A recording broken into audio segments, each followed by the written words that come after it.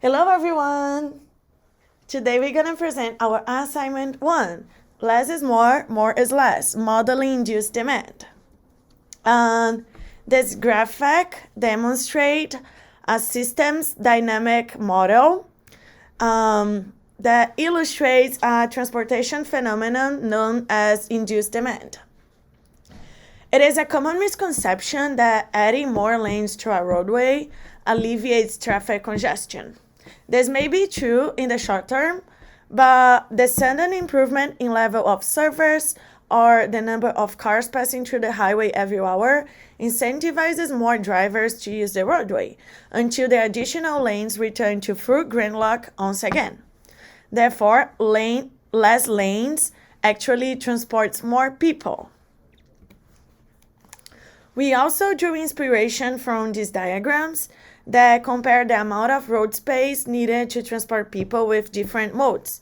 Cars take up the most space, buses take up less, and a train takes up the least, leaving room for greenery, bikelands, and pedestrians. Again, less space and less vehicles transports more people. If you're still confused, we can listen to Paul Ripley's song because he explains it better than we ever could. Council regarding proposed expansion of I-5 in the Rose Quarter. Good morning, sir. Good morning. I'm Paul Rippey. I live in St. John's, and I wrote you a song. Induced demand. In the 60s, we built the interstate. In the 70s and 80s, they were working great. In the 90s and aughts, we said, well, let's add another lane. And now, by God, they want to do it again. But it should be clear the system is broken, and adding more lanes is just a futile token, because the thing we need to understand is induced demand. Oh, we all like to drive around town, but you can't help noticing how much it's slowed down. And adding more lanes is never done, because if we build them, they will come. And the thing we need to understand is induced demand. I wish Tom... Council regarding proposed...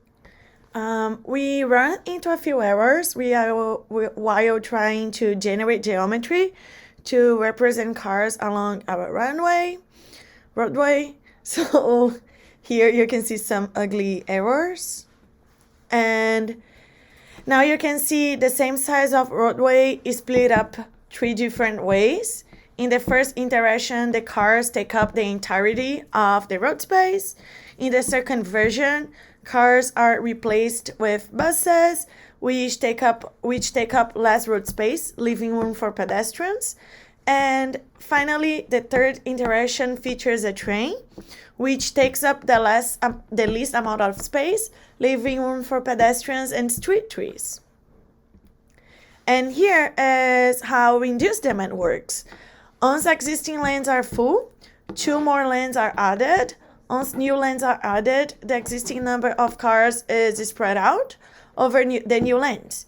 This appears at first to make the road less congested, but it quickly fills up with new drivers until the new lanes are also gridlocked.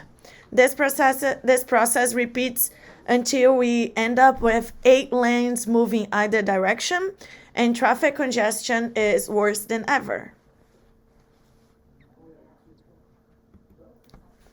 And how the code works. This model uses 2 main components, surfaces and vehicle objects. The surfaces are generated using num geometry and divided into lanes using U and V domains. The vehicles are generated using a series of for loops to populate along the y-axis, first relatively spread out and then increasingly close together. And in the end, traffic engineers need to understand that in terms of traffic congestion, more is less and less is more. So the thing we need to understand is induced demand. Thank you very much. Okay, how do I stop recording?